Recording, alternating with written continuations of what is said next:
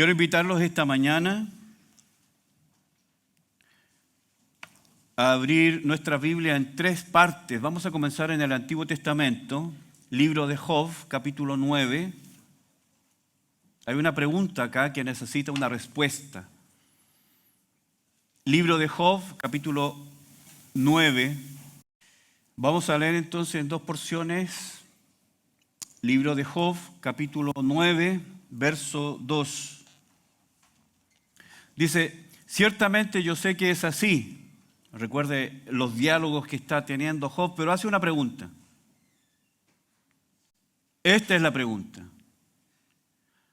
¿Y cómo se justificará el hombre con Dios? ¿Cómo se justificará el hombre delante de Dios? Es una pregunta grande, es una tremenda pregunta. ¿Cómo es que el hombre podrá justificarse delante de Dios? Vamos a Romanos ahora, capítulo 5. Romanos, capítulo 5, palabras de Pablo.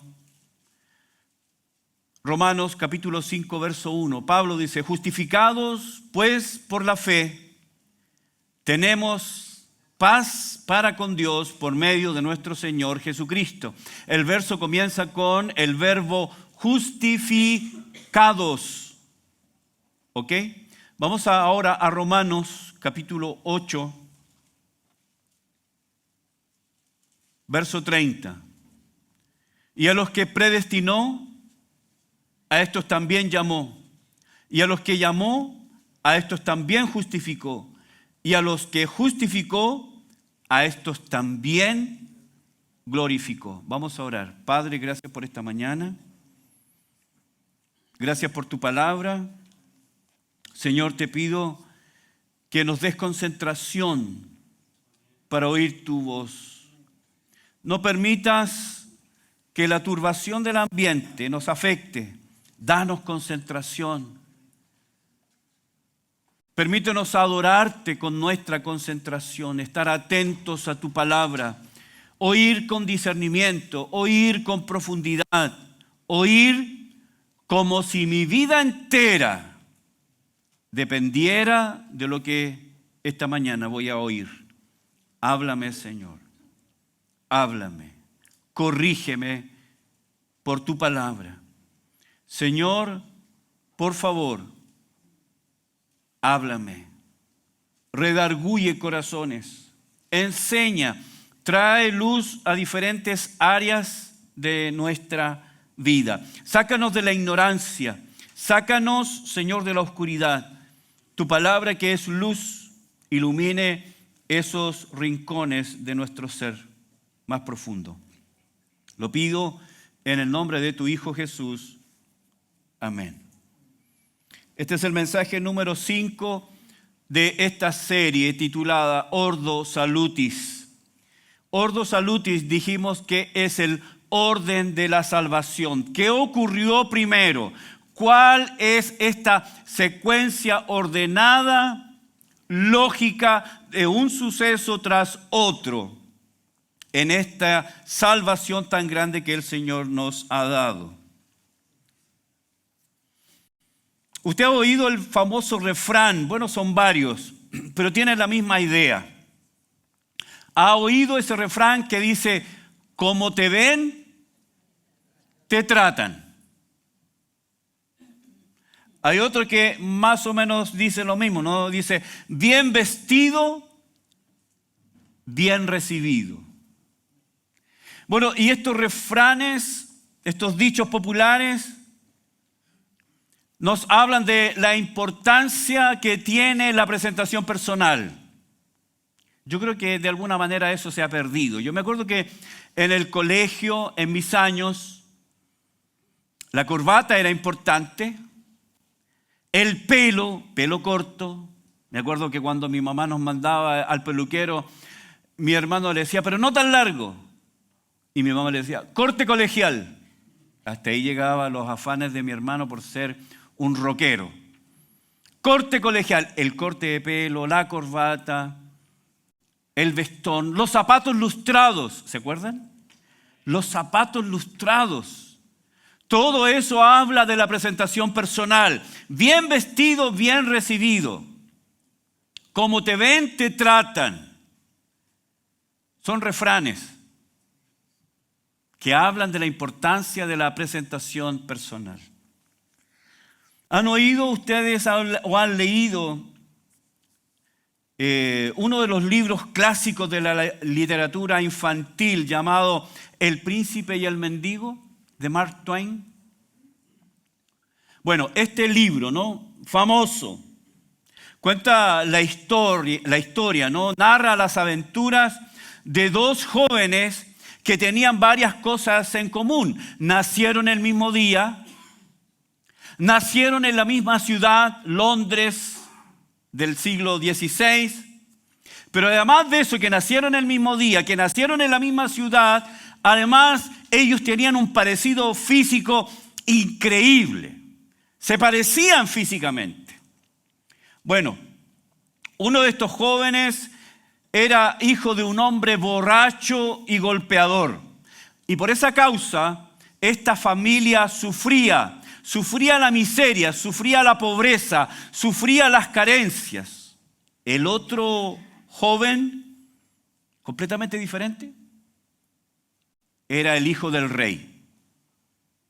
Nació en cuna de oro. Era un príncipe heredero al trono. Uno mendigaba para poder vivir, se arrastraba por las calles pidiendo para comer. Él comía de lo que otros podían dar, tocado, ¿cierto?, en su corazón. En cambio el otro vivía en el castillo, se preparaba para ser rey, vivía en medio de la opulencia, la abundancia. Vidas completamente diferentes. Uno era un hijo de un hombre golpeador, alcohólico, vivía en la miseria. Otro era el hijo del rey, vivía en el bienestar más absoluto. Vidas completamente diferentes. ¿Qué ocurrió? De acuerdo a lo que nos cuenta Twain, un día se encuentran. Por esos azares de la vida, ellos se encuentran y cuando se miran, era como mirarse al espejo. No podían creer la similitud de sus facciones, la nariz, los ojos, todo iguales. 2 gotas de agua. Su parecido físico les asombra. Así que rápidamente se miran, se ven y planean algo. Ellos, basado en su parecido físico, idearon un plan en que cada uno asumiera el rol del otro. El príncipe se vestiría como mendigo y viviría como tal. El mendigo, por su parte, se vestiría como un príncipe y viviría como tal. Así que cada uno se vistió con las ropas del otro, pero cada uno seguía siendo cada cual. A pesar de que estaban vestidos con la ropa del otro, cada uno era cada cual. El mendigo vestido con las ropas de príncipe fue tratado como príncipe a pesar de que era un mendigo. Y el príncipe vestido de mendigo fue tratado como mendigo a pesar de que era príncipe. Cada uno asumió el rol del otro. Y como dije, a pesar de que seguían siendo cada uno cada cual. El trato que recibió cada uno era la respuesta de los demás a cómo estaba vestido, como dije. Aquí el libro nos enseña sobre el peso y la importancia de estar vestido o cómo estar vestido. Porque así te tratan. El mendigo vestido de príncipe fue tratado como príncipe. El príncipe, vestido de mendigo fue tratado como mendigo. En nuestro estudio de el Ordo Salutis, llegamos al 5.º mensaje y a la 5ª parte, y este es sobre justificación. Vamos a contestar esa pregunta del libro de Job. ¿Cómo se justificará el hombre delante de Dios? ¿Cómo? ¿Cómo es que el hombre puede llegar a ser aceptado aceptado delante de Dios. Qué importante es eso, ¿no? Que el Señor nos acepte en su presencia, ser aceptado por Dios. O en otras palabras, en el concepto teológico, cómo nos justificamos delante de Dios. Y hermanos, quiero decirles que la doctrina de la justificación por la fe sola fue el epicentro neurálgico de la controversia del siglo XVI. La pregunta era, ¿cómo un hombre pecador puede ser aceptado delante del Dios que es terriblemente santo? ¿Cómo un hombre pecador puede ser aceptado delante de un Dios que es santo, terriblemente santo? ¿Cómo? Bueno, la respuesta difiere desde dos puntos de vista diferentes. La Iglesia Católica Romana declara que el hombre es justificado. El hombre es justificado cuando es bautizado. ¿Por qué? ¿Qué es lo que dice Roma? Roma dice que el hombre, ¿cierto? Estamos hablando del hombre, pero estamos hablando de un niño, un bebé, ¿cierto? Porque para la Iglesia Católica Romana todo se inicia en el bautismo. Es el primer sacramento, pero tiene un tremendo significado.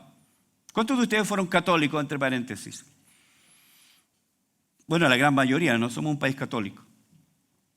Bueno, lo que enseña Roma es que el hombre es justificado cuando en el bautismo Dios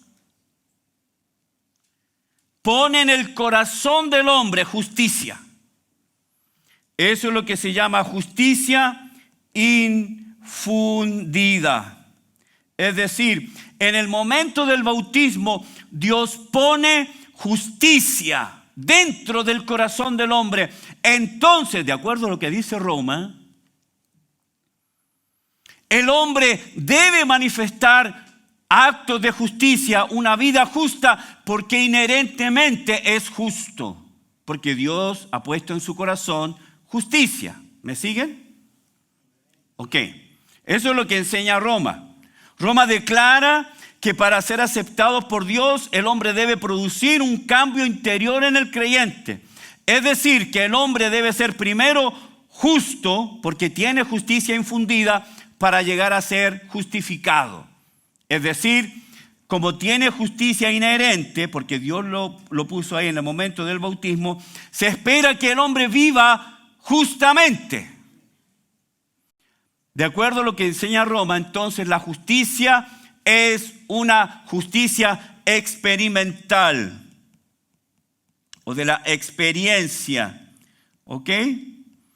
Porque está dentro del hombre, la justicia está adentro del hombre. Entonces él puede vivir una vida justa, o se espera que el hombre viva una vida justa porque hay justicia en su corazón, ¿ok?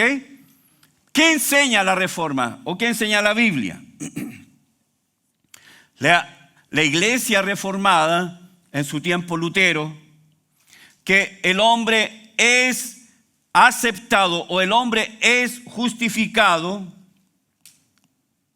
cuando el hombre es vivificado y pone su fe en los méritos de Cristo. Estos son méritos internos, son méritos del hombre. El hombre alcanzando justicia, el hombre produciendo justicia, el hombre haciendo méritos de justicia porque tiene justicia interna. Eso es lo que enseña Roma. Pero lo que Lutero decía, el hombre por sí mismo no tiene justicia. Eso lo vamos a ver un poco más adelante. Dios no pone en él justicia, es decir, Dios no lo hace justo. Dios lo declara justo cuando el hombre pone su fe en los méritos de Cristo. ¿Ok? Lo vamos a explicar de la siguiente manera. Roma enseña que primero tiene que haber un cambio. ¿Por qué debe haber un cambio? Porque el hombre es inherentemente justo y bueno. Porque por medio del bautismo se ha puesto en su corazón bondad, justicia. Entonces se espera, ¿cierto? Se espera que el hombre se porte bien, haga cosas buenas. ¿Ok? Entonces, primero, el hombre debe tener un cambio para ser aceptado y amado por Dios. Es completamente diferente lo que enseña la Iglesia Reformada o la Biblia. Bueno, esto va a quedar un poco más claro con el ejemplo que tenemos. Esto es los 9 puntos del Ordo Salutis. Esto es lo que vamos y hemos venido estudiando. Estos son los 9 puntos del Ordo Salutis. Comenzamos con la elección eterna e incondicional. La Biblia nos enseña que el hombre estaba, Efesios 2:1, estaba muerto. El hombre estaba muerto en delitos y pecados. El hombre era por naturaleza hijo de ira. El hombre no podía salvarse a sí mismo. El hombre no tenía nada bueno. Ya vamos a entrar en eso. Es solo un ejemplo. Luego, como Dios escoge desde toda la eternidad, Efesios 1:4, Dios ha escogido a un grupo de personas desde toda la eternidad. Luego que los escoge, la Biblia dice que los llama. A todos aquellos que escoge, luego los llama eficazmente. ¿Ok? Eficazmente. Y luego aquellos que llama eficazmente, los regenera, les da vida nueva. El hombre en ese momento tiene ese nuevo nacimiento, nace de nuevo. Él nos dio vida a nosotros cuando estábamos muertos en delitos y pecados. El hombre en su estado natural entonces está muerto y Dios le da vida. Síganme, por favor. A todos aquellos que ha escogido desde toda la eternidad, los llama y luego les da vida. Estábamos muertos, pero ahora tenemos vida. Amén. Pero luego de eso se produce ese proceso de conversión. Primero es arrepentimiento. ¿Se acuerdan que lo vimos la semana pasada? Arrepentimiento es dejar algo y fe es volverse a algo. Eso es conversión. Arrepentimiento, no quiero vivir más esta vida, no quiero vivir de esa manera. ¿Por qué ahora no quiero lo que antes amaba?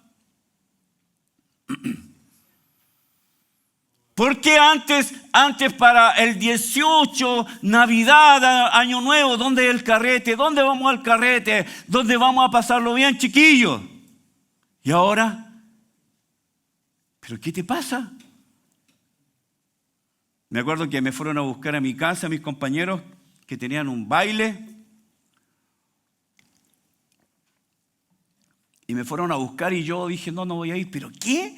¿Tú no vas a ir? ¿Qué te pasa? Bueno, en realidad yo no iba a bailar porque tenía menos ritmo que una gotera. Pero iba para estar allá. Y le sorprendió tanto que esto que yo amaba, ahora ya no lo amo. Arrepentimiento. ¿Por qué viene el arrepentimiento? Porque ahora desecho aquello que yo amo y amo aquello que yo desechaba. ¿Sabe por qué? Porque estoy vivo, he nacido de nuevo, tengo vida nueva. El Señor me vivificó. Ahora tengo vista espiritual, veo las cosas diferentes, entiendo cosas que antes no entendía. El Señor cambió mi corazón. Regeneración, arrepentimiento. Recuerden que el arrepentimiento tiene 3 partes: intelectual, emocional y volitivo. Lo vimos la semana pasada. ¿Se acuerdan? Todo arrepentimiento tiene esos componentes: intelectual, metanoia; emocional, metamelomai; y tiene un componente volitivo. Mi voluntad cambia. Si mi mente cambia, mis emociones cambian, mi voluntad cambia, mis decisiones cambian. Eso es arrepentimiento. Tengo una nueva mente, Romanos 12:2. Tengo la mente de Cristo, 1 Corintios 2:14. Entonces dejo esto y me vuelvo en fe. Tengo fe. Ahora, cuando esta conversión ocurre, dejo esto y tomo esto por medio de la fe. Ahora tengo fe. Antes no tenía fe. Como dice Pablo en Efesios 2, que por gracia sois salvos, ¿qué dice? Por medio de la fe. Y esto no de vosotros, la fe no es de vosotros, sino es don de Dios. Ahora tengo fe. Ahora tengo fe. Y puesto que tengo fe, soy justificado, porque la justificación es por fe, no es por mérito humano. ¿Cómo me justifico delante de Dios? Por fe, no por mérito, no por obras. Y una vez que he sido justificado, el otro paso es adopción. Dios me hace su hijo. Lo vamos a ver la próxima semana. Dios me hace su hijo. Llego a ser hijo de Dios, hijo legítimo. ¿Ok? Y luego de eso, santificación, que es un proceso. Entonces, ¿cómo soy justificado? ¿Cómo soy justificado? Por la fe. Lo que enseña Roma es que llegamos a ser justificados por vivir una vida justa. Eso es imposible. Nadie puede por sí mismo vivir una vida justa. Primero Dios me justifica, luego me adopta y luego entro en el proceso de santificación, en donde Dios paulatinamente, persistentemente, constantemente me está llevando a convertirme en la misma imagen de su Hijo Jesucristo. Santificación. ¿Cuántos están en el proceso de santificación?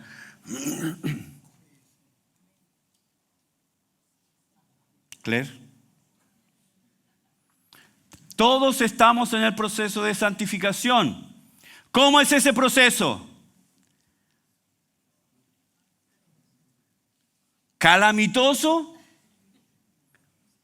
A veces bien, a veces caminamos con Dios, a veces estamos en fe, a veces nos portamos bien, a veces.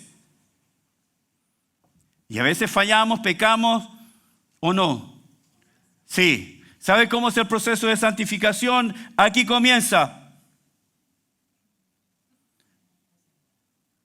Ramón está por acá. Así es. Es un proceso. A veces estamos allá arriba, aleluya, amén, gloria a Dios. Hermano, va a ir al evangelismo, amén, gloria a Dios. Claro que sí, estoy allá, cuenten conmigo, amén. Y la otra semana, hermano, aló, no contesta el teléfono, está por allá abajo, ¿qué pasó, hermano? Proceso de santificación. Ahora, si Dios me acepta basado en este proceso, no hay esperanza. No hay esperanza. ¿Sabe por qué? Porque es un proceso y como todo proceso está arriba, abajo, arriba y abajo. Creyente yo, arriba, abajo, arriba, a la mitad, un poquito más arriba, abajo, un bajón. ¿Aló? Hermanos, si Dios nos justificara por el proceso de santificación, no hay esperanza. Pero somos, ¿sabe qué? Somos aceptos porque Dios nos ha justificado, porque Él nos dio vida. Es decir, comenzamos nuestro proceso de santificación ya habiendo sido aceptados delante de Dios. La justificación no es algo, no es un proceso que un día soy más justo, menos justo, muchísimo menos justo, más justo, menos justo, un poco más justo, otro medianamente justo. No, la justificación no es un proceso. En el momento que pusimos nuestra fe en Jesús, Dios en el tribunal del cielo me declaró justo una vez y para siempre. Soy justo cuando camino con Dios y tengo fe. Soy justo cuando dudo. Soy justo cuando tropiezo. Soy justo cuando caigo. Soy justo cuando me arrepiento. Nunca dejo de ser justo, porque la justificación es un acto, no un proceso. ¿Me siguen?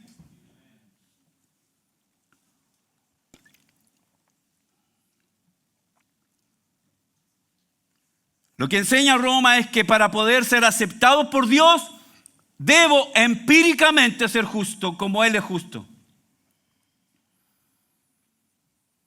Y eso pone toda la responsabilidad sobre el hombre.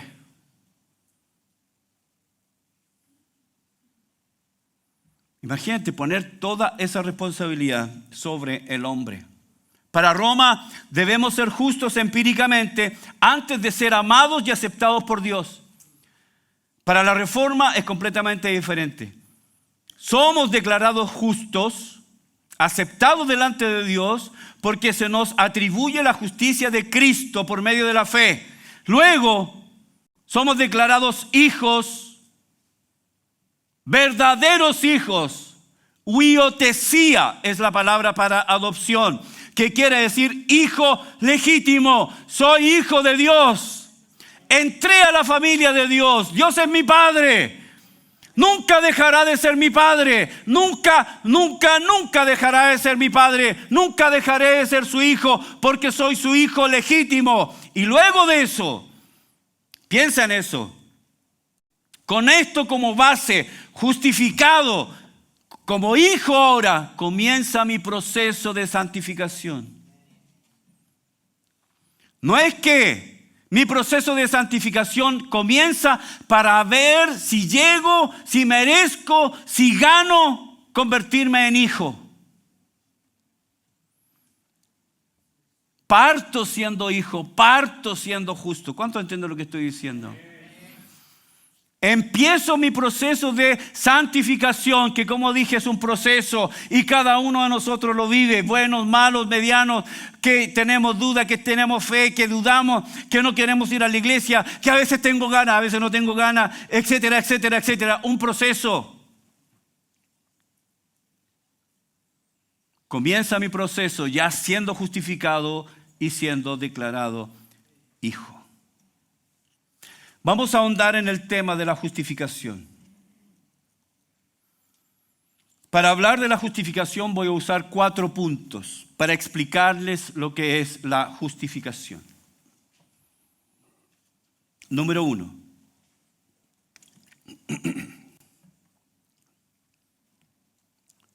Cuando hablamos de justificación, estamos hablando del ejercicio de la justicia de Dios. ¿Ok? Cuando hablamos de justificación, estamos hablando esencialmente de justicia. ¿Ok? Entonces, punto número 1. Justicia es lo que Dios es. ¿Ok? Nuestro Dios es justo. La justicia en Dios no es un concepto abstracto, ni una ley, ni un estándar moral externo. La justicia es atributo esencial del carácter divino. Cuando hablamos de justicia, estamos hablando de lo que Dios es en esencia. ¿Ok? Nuestro Dios es perfectamente recto. En Él no hay un doblez, no hay una chuecura. Él es recto. ¿Ok? Recuerde que el profeta hablaba de que nuestro Dios era comparado con el hilo a plomo. En las construcciones se pone, cuando se están haciendo una muralla, se pone un punto y se deja caer y hay un plomo. Y eso nos da la línea. Nuestro Dios es recto. Es absolutamente santo. Absolutamente incorruptible. Dios es completamente fiel a sí mismo, moralmente puro. Entonces, cuando hablamos de justicia, estamos hablando de un atributo esencial en el carácter de Dios. Deuteronomio 32:4 dice, Él es la roca cuya obra es perfecta, porque todos sus caminos son rectitud. Todo lo que Dios hace, todo lo que Dios dice, de la manera en que Dios se comporta, todo lo hace basado en rectitud y justicia, sin ninguna iniquidad en Él. Dios es justo y recto. Salmo 11, verso 7 dice, porque Jehová es justo y ama la justicia. No solamente Él es justo, sino que Él ama la justicia. El hombre recto mirará su rostro. Qué tremendo versículo. Salmo 119, 137. Justo eres tú, oh Jehová, y rectos tus juicios. Nadie podrá decir, pero ¿por qué está haciendo esto Dios? Parece que está mal, parece que es equivocado y torcido. Lejos de Dios la injusticia, lejos de Dios cualquier cosa que no sea rectitud. Salmo 145, 17. Justo es Jehová en todos sus caminos, justo. Y misericordioso en todas sus obras. Romanos 3, 26. Con la mira de manifestar en este tiempo su justicia, a fin de que Él sea el justo y el que justifica al que es de la fe de Jesús. Dios es justo. Recuerde, justicia es lo que Dios es. ¿Ok? La justicia entonces es el atributo divino por el cual Dios en su esencia y en todas sus obras es perfectamente conforme a lo recto, lo bueno, lo verdadero. La justicia de Dios, escuche esto, no depende del consenso humano. No depende de la cultura, no depende del tiempo. La justicia de Dios no tiene su base en lo que la mayoría pudiera aceptar como algo justo. Dios es la norma. Permítame decirle lo siguiente. Dios no hace algo porque ese algo es justo. Dios hace algo y eso es justo. ¿Sabe por qué? Porque Dios es la norma de justicia. Todo lo que Él hace está lleno, bañado, impregnado de justicia.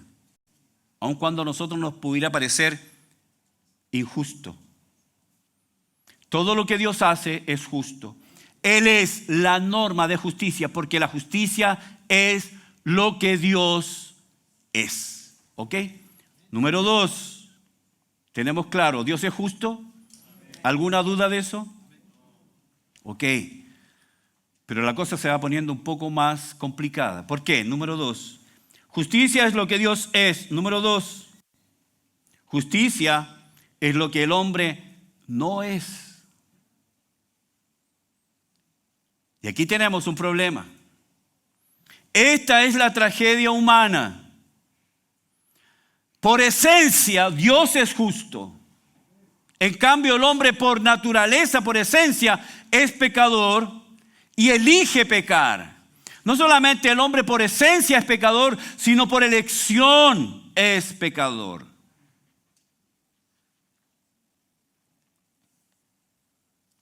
El hombre en sí mismo no es y no posee justicia. No la tiene. El hombre en su estado natural no tiene justicia, no es justo. En su naturaleza esencial, el hombre no es justo. Recuerden el punto número 1, Dios es justo. O la justicia es lo que Dios es. Número 2, justicia es lo que el hombre no es. Y aquí tenemos un abismo entre Dios y el hombre, un abismo. Él es justicia. Justicia es lo que el hombre no es, esencialmente. Eclesiastés 7, 29. He aquí, solamente esto he hallado, que Dios hizo al hombre recto, pero ellos buscaron muchas perversiones. Romanos 3, 10. Como está escrito, no hay justo ni aún uno. El hombre es un ser caído. El pecado ha afectado cada área en la vida del hombre. Cada área. Recuerden lo que leíamos en Efesios capítulo 2. Su mente, sus emociones y su voluntad esencialmente han sido dañadas por el pecado. Tenemos una mente naturalmente corrompida. Por lo tanto, tenemos emociones corrompidas y tenemos una voluntad corrompida. No piensa como Dios exige, no ama como Dios ama, no obedece a la ley de Dios con perfección.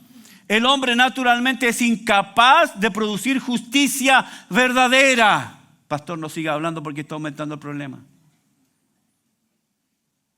Justicia es lo que Dios es. Justicia es lo que el hombre no es. Y por eso, porque hay esa división, esa separación, ese abismo entre un Dios santo y el hombre pecador, es que el hombre merece la justa ira de Dios. Porque el hombre no alcanza a cumplir o a satisfacer la demanda de la justicia divina.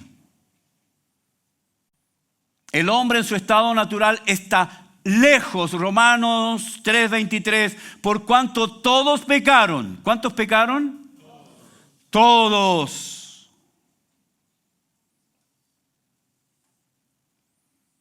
¿Te acuerdas, Elizabeth, una mujer que nos encontramos en el hospital?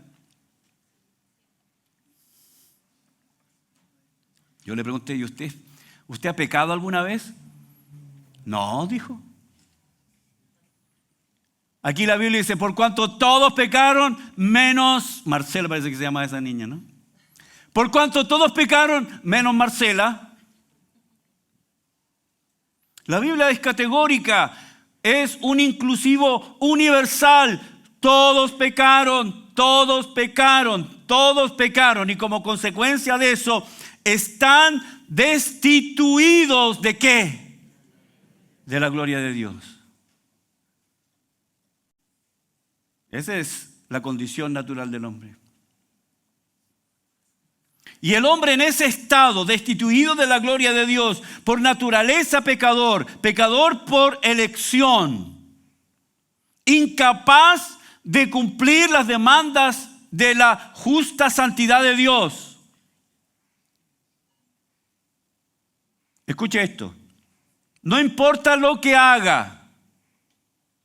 Estoy hablando del hombre en su estado natural. No importa lo que el hombre haga, jamás logrará satisfacer las demandas de Dios. ¿Sabe por qué? Isaías 64:6, un versículo que todos sabemos. Si bien todos nosotros somos como suciedad, mira lo que dice el profeta. Si bien todos nosotros somos como suciedad y todas nuestras justicias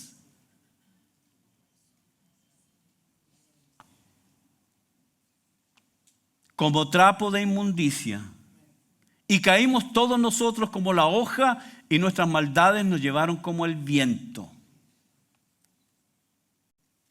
Isaías declara que todos nuestros, ¿qué? Justicia, ¿o no? ¿Qué dice? El profeta no dice que todos nuestros pecados son como trapo de inmundicia.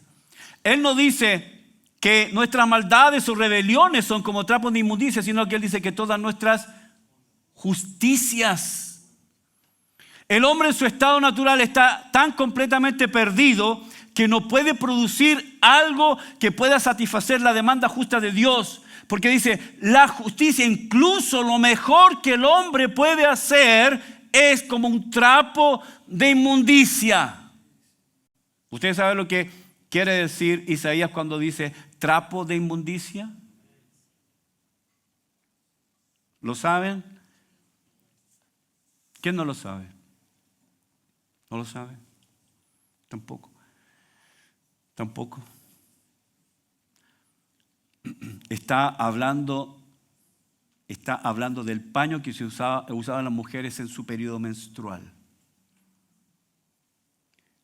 Nadie anda por la calle diciendo, miren.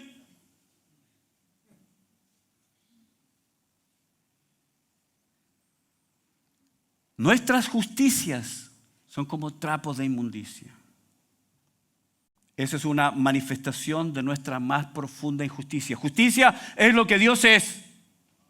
Número 2, justicia es lo que el hombre no es. Número 3, justicia es lo que Dios demanda. Claro, porque si Dios es justo, Él demanda que su universo creado por Él sea justo. Él demanda. Por causa de su naturaleza divina, Dios demanda. Dios no va a bajar su estándar para alinearse con el hombre. Dios no va a bajar su norma. Él no va a negar su ley o su carácter, diciendo, bueno, no importa, quiero que el hombre sea salvo, entonces voy a bajar mi estándar. No, Señor, Dios no baja su estándar. Él no negocia su santidad con nadie. La justicia divina exige que el pecado del hombre sea castigado, porque Dios demanda justicia. Pero justicia es lo que no somos. ¿Se fijan acá el dilema? Palabras de Jesús, Mateo 5, verso 20. Sermón del Monte. Porque os digo que si vuestra justicia no fuere mayor que la de los escribas y fariseos, no entraréis al reino de los cielos. El Señor está diciendo, estaban ahí todos reunidos en el Sermón del Monte, y Él dice que si vuestra justicia no es mejor cuantitativamente y cualitativamente más que la de los escribas y fariseos, no entrarán al reino de los cielos. Los escribas y fariseos, que siempre tienen mala fama, pero quiero decirles que las cosas que ellos hacían eran bastante buenas. ¿Y quiere que le diga algo? Muchísimo mejor que muchos de nosotros. Una cosa que ellos hacían, bueno, algunas cosas que ellos hacían. Memorizaban la ley. Entiendo que los niños tenían memorizado todo el Pentateuco. Los 5 primeros libros de la Biblia, Génesis, Éxodo, Levítico, Números y Deuteronomio. Imagínate memorizar números con todos los nombres y la genealogía. Pedrito tuvo a Juancito, Juancito tuvo a Leopoldito, Leopoldito, todo eso de memoria. Otra cosa que hacían los escribas y fariseos es que recorrían cielo, mar y tierra para ser un discípulo. Otra cosa que hacían los escribas y fariseos, diezmaban todo. Si en su casa tenían un pequeño manzano y ese manzano les daba 10 manzanas, tomaban una manzana y la diezmaban. Eran fieles en el diezmo. Eran personas que hacían cosas buenas. Pero el Señor Jesucristo lo que está diciendo acá no es que ellos no hicieran cosas buenas, sino que no eran suficientemente buenas. Él pone ejemplo, escribas y fariseos, para decir que nuestra justicia debe ser mayor, cuantitativamente y cualitativamente mejor que la de los escribas y fariseos, de modo tal que podamos entrar al reino de los cielos. Si no, no. Entonces, ¿qué es lo que está diciendo? La justicia es lo que Dios es. Justicia es lo que no somos. Y justicia es lo que Dios demanda. Por lo tanto, nuestra justicia debe alcanzar la justicia divina. La pregunta es, ¿cómo? ¿Cómo se justificará el hombre para con Dios? ¿Cómo? ¿Cómo es que yo, siendo como soy pecador, que la justicia no es mi naturaleza esencial, ¿Cómo es que yo logro ser justificado delante de Dios? ¿Cómo es que yo puedo presentarme en paz delante de un Dios santo siendo como soy pecador? ¿Cuál es la respuesta? Ya Roma dijo, ¿no? Es justicia inherente. El problema con el que se enfrentó Lutero es que no veía justicia inherente. Él veía pecado, veía falla, veía caída, veía debilidades y veía que él no vivía en conformidad a la justicia. Fallaba.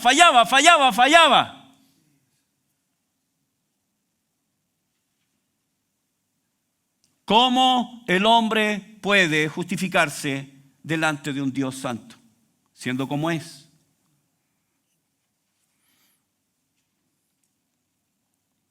Voy a darle el cuarto punto y esta es la respuesta. Justicia es lo que Dios es. Justicia es lo que el hombre no es. Justicia es lo que Dios demanda. Y justicia es lo que Dios atribuye por la fe. Romanos 5:1. Justificados pues por la fe, tenemos paz para con Dios por medio de nuestro Señor Jesucristo. Hermanos, este es el corazón del Evangelio. Esto es la esencia del Evangelio. Esa justicia que Dios demanda, esa justicia que Él es, esa justicia que yo no soy, esa justicia es algo que Dios me regala. Me regala.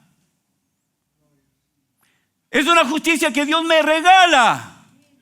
Me la da. ¿La compro? ¿La merezco? ¿La produzco? Es una justicia que Dios me regala. ¿Por qué? Porque el problema es que el hombre está inhabilitado. El hombre no es justo por esencia. Justificados pues por la fe.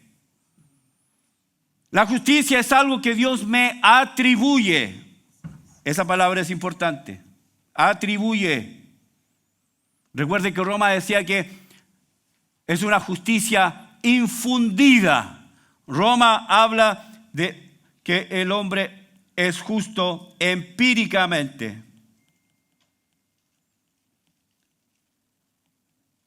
Es decir, que Dios pone en él justicia. Pone en su corazón justicia. La Biblia no enseña eso, sino que enseña que esa justicia es atribuida. Dios me cuenta como justo. Dios no me hace justo, Dios me cuenta como justo. Hermanos, quiero decirle que esas pequeñas frases, que Dios me hace justo o Dios me cuenta como justo, fue lo que provocó el cisma de la iglesia del siglo XVI. Roma decía, Dios nos hace justos. Lutero decía, no, Dios me cuenta como justo.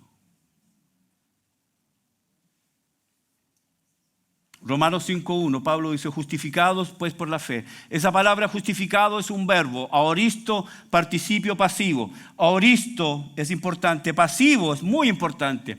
¿Qué significa el verbo justificado? Dikaiotentes, quiere decir declarar, considerar, acreditar a alguien como justo. Es una declaración por parte de Dios con respecto a los hombres que son declarados justos ante Él sobre la base de ciertas condiciones que por Él establecidas. En este caso, el cumplimiento de toda la ley. ¿Quién ha cumplido toda la ley? Entonces, ¿cómo podemos ser declarados justos?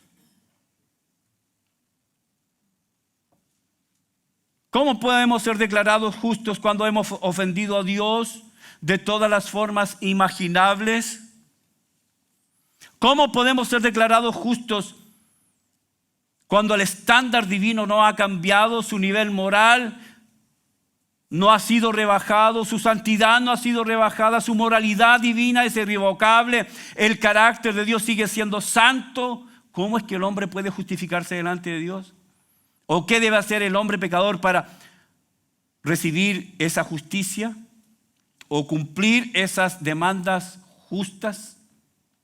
Humanamente es imposible. Cuando el hombre pone su mirada en sí mismo, es imposible. Porque yo miro y veo mis harapos, como el mendigo, que mendigaba por las calles de Londres para poder comer y miraba su condición, un mendigo. Y si yo miro mi condición y digo, ¿cómo yo puedo ser declarado justo? Míreme cómo soy, mire cómo soy. Cuando el hombre pone la vista en él, no hay esperanza. Pero cuando el hombre pone la mira en aquel único que ha cumplido a cabalidad toda la ley de Dios desde principio, desde su nacimiento hasta su muerte, nunca violó la ley, nunca pidió perdón por un pecado, nunca ofreció un sacrificio por un pecado. ¿Sabe por qué? Porque nunca pecó. ¿Quién es el único ser humano que nunca ha pecado? Jesucristo. Lutero decía, cuando me miro a mí mismo, no tengo esperanza de salvarme. Cuando miro a Cristo, no tengo posibilidad de perderme. Cuando miro a Cristo, el único ser humano, la justicia que Dios demanda es satisfecha por la vida de Jesucristo. Así que la justicia de Cristo, escuche esto, la justicia de Jesucristo, como un vestido, es puesta sobre mí. No es algo en el corazón del hombre, no es algo inherente en el hombre. No es que Dios pone justicia en el hombre. Dios lo viste de justicia. Como el mendigo que tomó la ropa del príncipe y se puso tal vez por primera vez zapatos, se puso la ropa y se vistió y se miró a sí mismo como príncipe y fue tratado como príncipe, fue recibido en el castillo como príncipe, durmió en la cama del príncipe, comió la comida del príncipe, todos le decían príncipe. ¿Por qué? Porque estaba vestido con la justicia, con el vestido del príncipe. Y cuando nosotros creemos en Cristo, ponemos nuestra fe en Él, hemos creído en Él, el Padre nos viste con la justicia de su Hijo. Es que somos aceptados delante de Él, de ahí en adelante. No por una justicia mía, es una justicia ajena.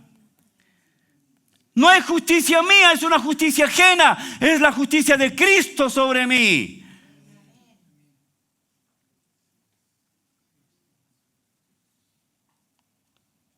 Terminamos con esto. 2 Corintios 5.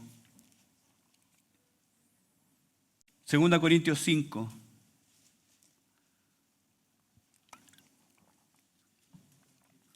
Justificación. 2 Corintios 5, verso 21.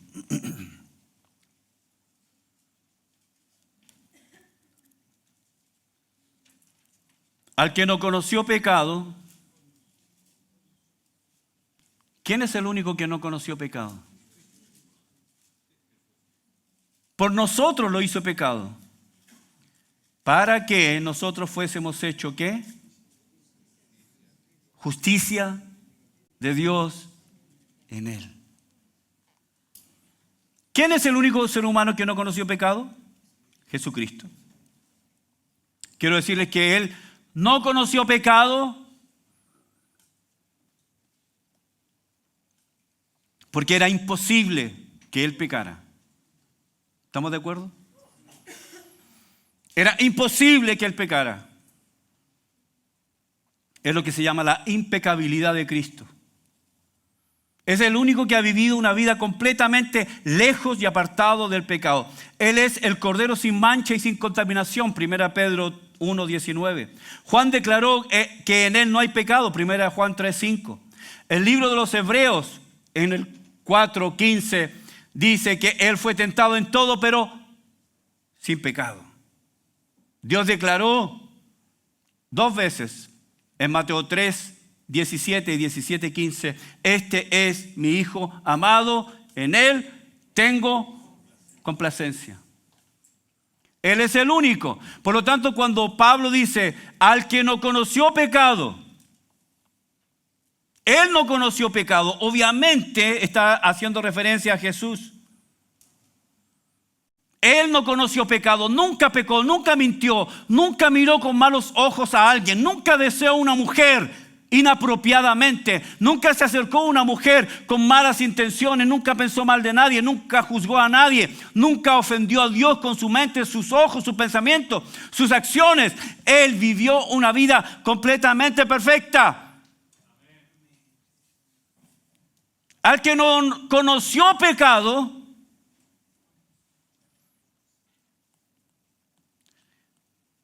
el Señor Jesús, Él no conoció pecado. ¿Qué dice? Por nosotros lo hizo pecado. ¿Qué quiere decir eso? ¿Que puso dentro de él pecado? ¿Puso en su corazón pecado?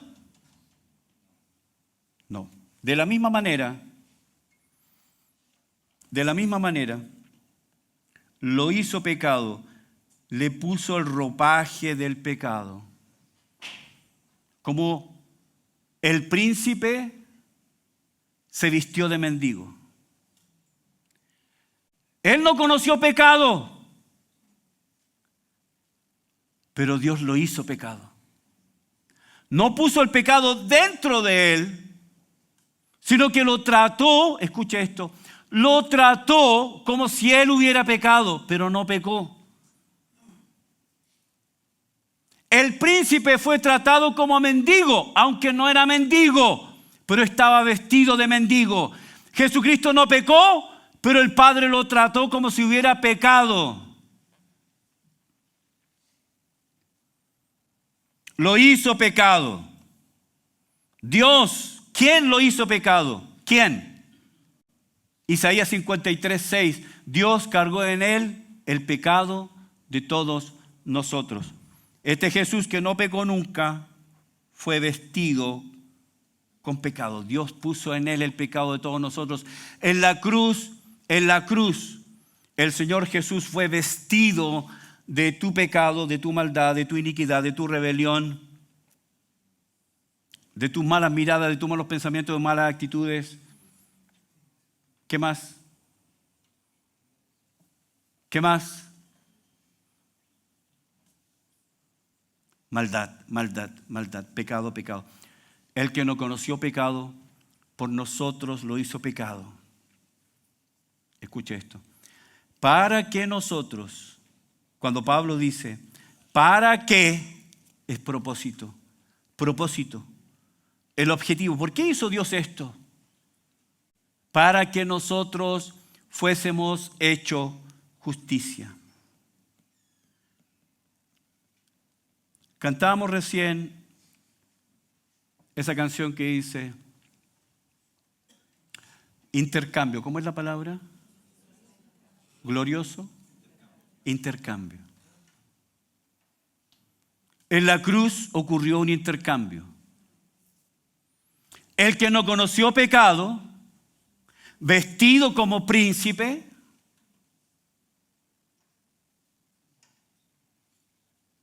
tomó sus vestidos reales y lo puso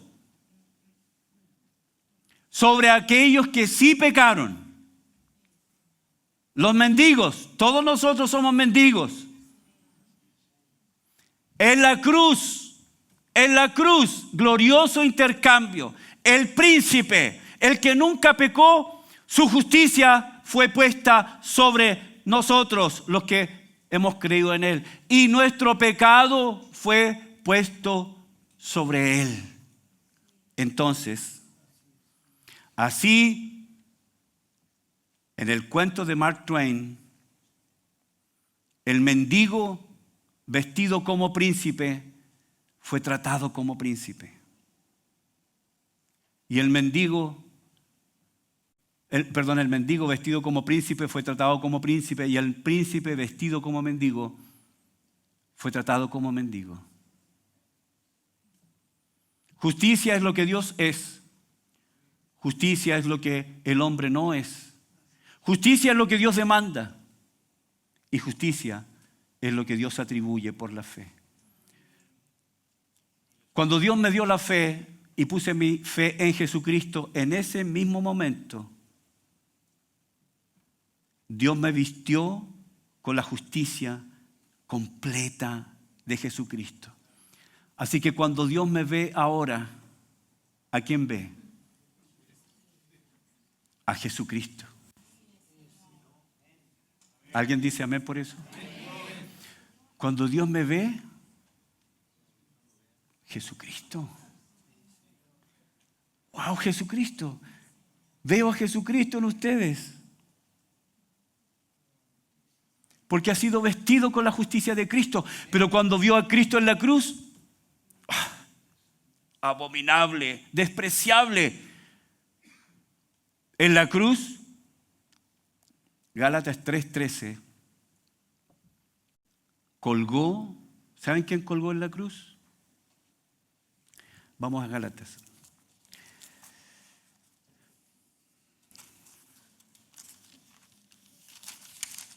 Gálatas capítulo 3.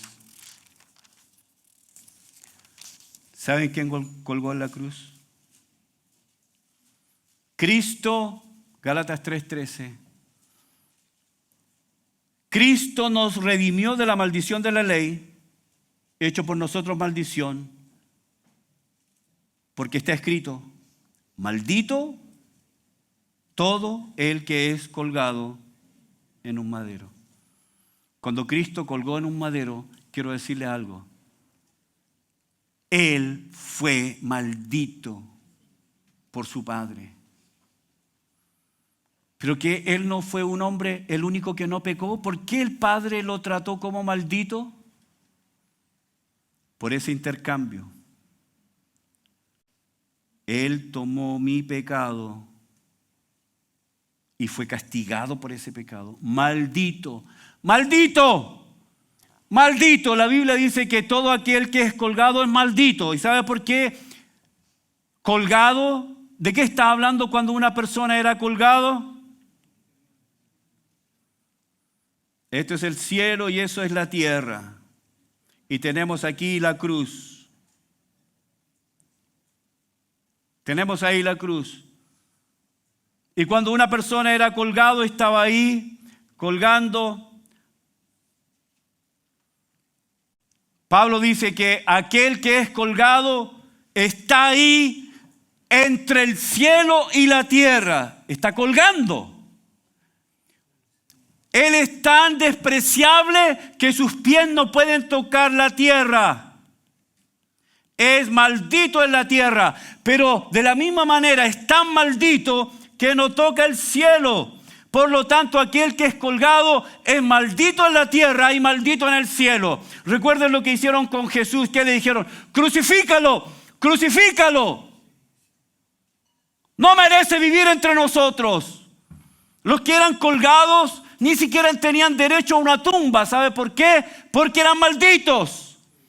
Normalmente los que morían en la cruz permitían que su cuerpo se pudriera en la cruz. Y las aves comían ese cuerpo. ¿Por qué? Porque era maldito en la tierra y maldito en el cielo. Jesucristo fue maldito, ¿sabes por qué? Para que tú fueras bendito.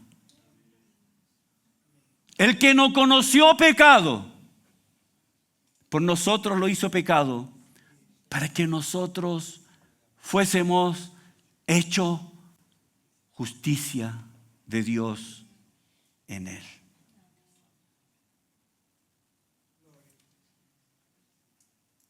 Para que nosotros fuésemos hechos justicia de Dios en él. Ahora, cuando el Padre me ve, cuando el Padre me oye en mi oración,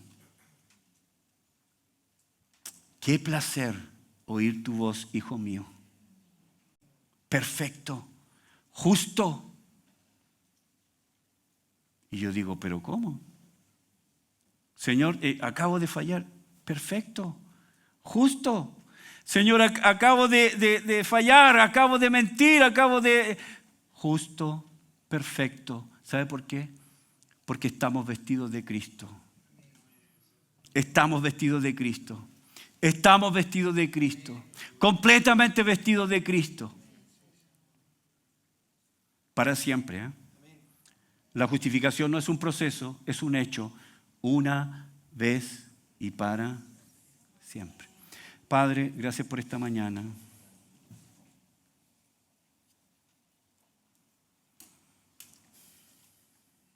Gracias por esta mañana.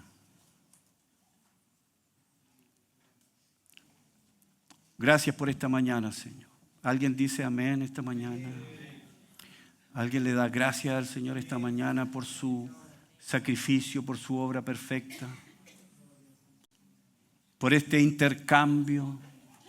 Al que no conoció pecado, por nosotros lo hizo pecado, para que nosotros fuésemos hechos justicia de Dios en Él.